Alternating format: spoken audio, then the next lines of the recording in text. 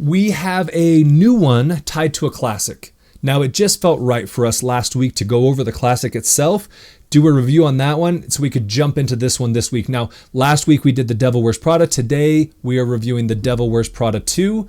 This is one that just came out over the weekend. Now, in The Devil Wears Prada 2, they are bringing back pretty much everything from 20 years ago, as well as some of the old jokes. They got some new jokes mixed in there as well, but all the pieces, they landed quite well. Now, we're going to do an honest review of this film. Don't forget, stay till the end. Take a look at our clean-cut score sheet, how this ranks with kids and teens. Let's do it.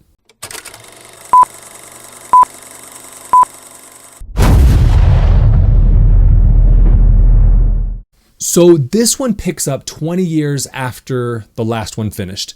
This is now in the digital age. The magazine is struggling a little bit to adjust to the digital age, and that's really where the film finds itself at that time.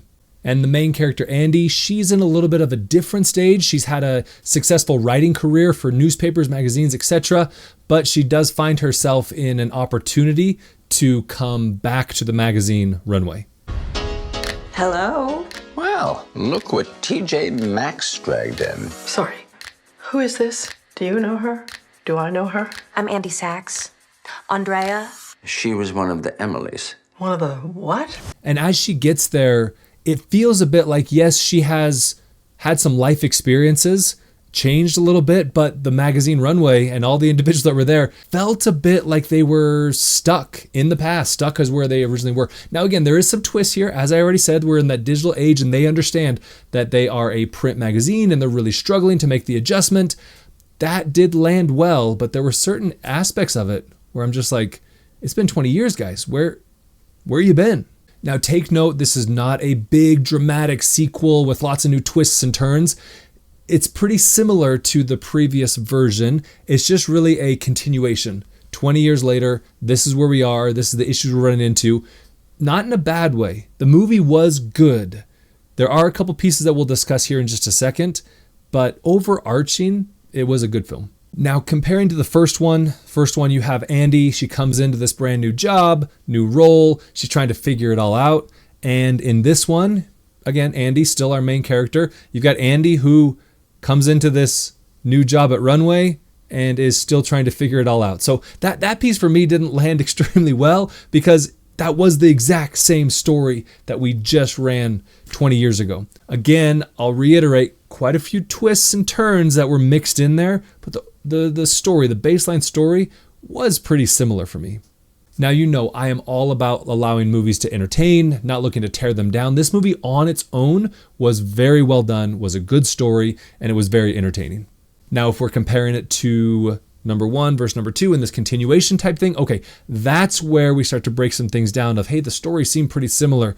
The material seemed pretty similar. Yes, there were a little bit of some twists or some hurdles that were thrown in there, but again, it was pretty similar. So that's the piece you need to take into account is, are you looking to compare to the original and the continuation, or are you looking for it to be a movie on its own? All right, just a quick reminder, if you like what we talk about here and you like the reviews that we share, please like and subscribe to the channel, as well as share with somebody you feel may enjoy the content that we share. That helps families find movies that they can feel good about watching. Let's dive into these performances. So bringing back the returning cast, big move for them, and they did a very good job. You've got all the standard players. You've got Anne Hathaway, Meryl Streep, Stanley Tucci, Emily Blunt, all of the returners. Now, Emily and Stanley, they had much larger roles in this film than they did in the previous ones, which really helped diversify the film in a good way, a very good way.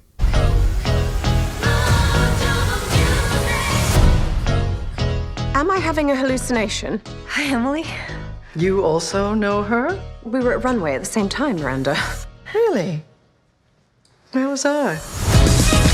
Anne Hathaway's character, this is 20 years later. We can't forget that part. And you'd expect a good amount of growth from the character. And she does. She has a good amount of growth. But she comes back into this role, this job, and she has the same insecurities. She has the same desire to prove herself. She has the same need for validation from the boss. For me, that piece struggled to land really well because I'd expect her to be a little bit more adult. Now, there were several places where she stepped up to the plate and she did a very adult and good job. It was that kind of conflict, that mixed bag that we had a bit with her character that didn't sit 100% with me. Then you have Meryl Streep. As always, she delivers an amazing portrayal of this beast of a boss, right?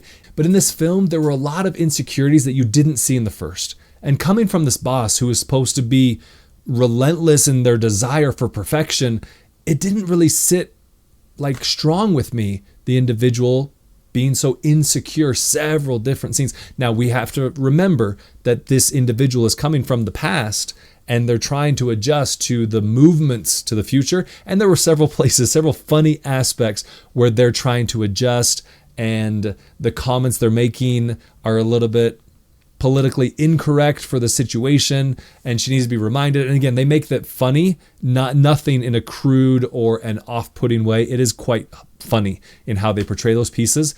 So that was a little bit fun. But again, those insecurities for me from this boss also was a bit of a mixed bag. And you were there when these images were taken. And the models were encouraged to mill around like starving goats in the parking lot of a methadone clinic in New Jersey. What am I not allowed to say? Methadone? New Jersey.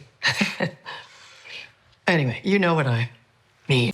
On to our supporting cast. We have Emily Blunt, a much more integral role in this film, and she delivers very well. Yes, she's still the same person from the previous film, but she's moved up a bit in the world. And for me, that's where it didn't land awfully. But again, in contrast to the Andy piece, it didn't land very well. Where would you like to start? I am the new features editor at Runway. No, you are not. Yeah, we are all so thrilled. You know what's funny is you've changed. You have. You're much more confident. Kept those eyebrows though, didn't you? So that's where I'm a bit torn here in this regard, because the Emily character, she hasn't really grown up. She's still looking for validation. She's still looking for approval. She still wants this respect from this industry that doesn't give it out very often. And then you have Andy, who is still looking for validation and also approval and respect. And again, it didn't land very well for me on the Andy side, but it did land okay for me on the Emily side. Again, I'm not really sure why, but both seemed very similar to as they were 20 years previous. Let's jump in. Let's take a look at our clean cut score sheet. You can see here on the story, continuation of the first film, had a few twists, which I appreciated, but overall, it seemed like the same story. Girl comes to work at a hard job, has to figure out how to succeed. Again, there were quite a few twists, which did break up the movie quite well. So again, it got a decent score up here at a 7, but I really wished it would have done a little bit more with the story opportunity. Then we jump down to our performances. Strong returning cast. It's fun to see Emily Blunt 20 years later.